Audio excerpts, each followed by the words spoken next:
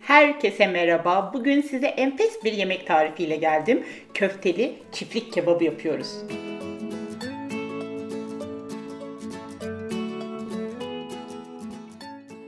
Öncelikle size malzemeleri nasıl doğradığımı göstermek istiyorum, büyüklüklerini. Sonra köftenin yapımına geçebiliriz.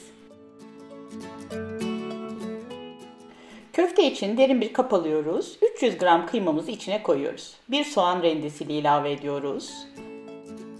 Baharatları ekliyoruz. 1 çay kaşığı tuz, 1 çay kaşığı kimyon, 1 çay kaşığı dolusu kekik, 2 yemek kaşığı galeta unu ve 1 tatlı kaşığı dolusu köftelik baharat var. Sonra güzelce yoğurmaya başlıyoruz. Unutmayın, iyi bir köftenin sırrı iyi yoğurmaktan geçiyor. Köftenin olup olmadığını anlamak için şöyle elimize alıyoruz, sıkıyoruz. Eğer dağılmıyorsa köfte yapmaya hazır demektir. Böyle fındıktan birazcık daha iri parçalar koparıp elimizle yuvarlıyoruz.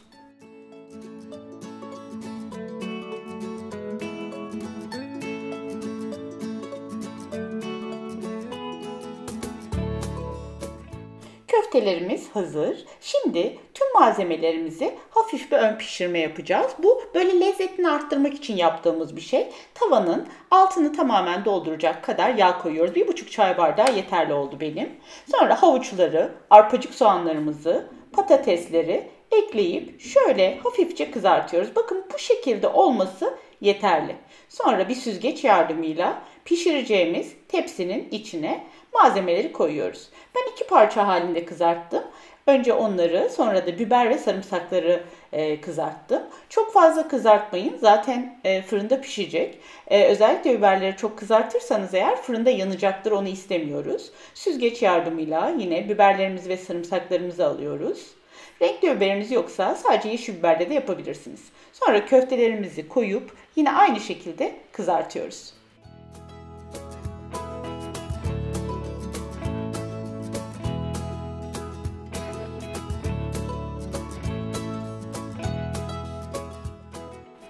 Bütün malzemeler tamam, ön pişirme işlemi yapıldı. Tuz serptim şöyle bir. 2 tane küp doğranmış domatesim var.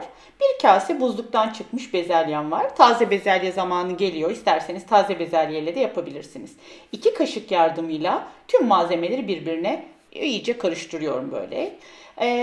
Dikkat edin parçalanmasın köfteler. Bir kase içerisinde 1 yemek kaşığı salçaya 1 su bardağı su koyuyorum. Şöyle bir karıştırıyorum. Salçayı eziyorum.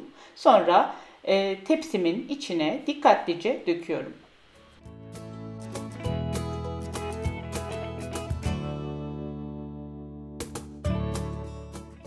Burası önemli. Bir yağlı kağıt alıyoruz ve suyun altına tutuyoruz yağlı kağıdı, ıslatıyoruz. Sonra sıkıyoruz suyundan, kurtarıyoruz ve tepsinin üzerinde her tarafına gelecek şekilde kapatıyoruz. Böylelikle buharıyla pişecek. Sonra önceden ısıtılmış 200 derece fırında pişmeye bırakıyoruz.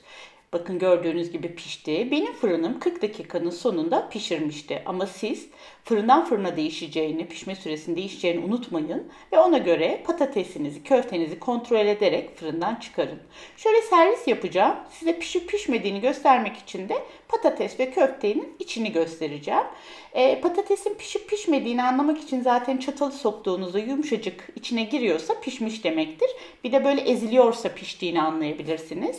Bakın gayet güzel içi pişti. Şimdi bir de böyle ezeceğim. 40 dakikanın sonunda patatesimiz gayet güzel helva gibi olmuş.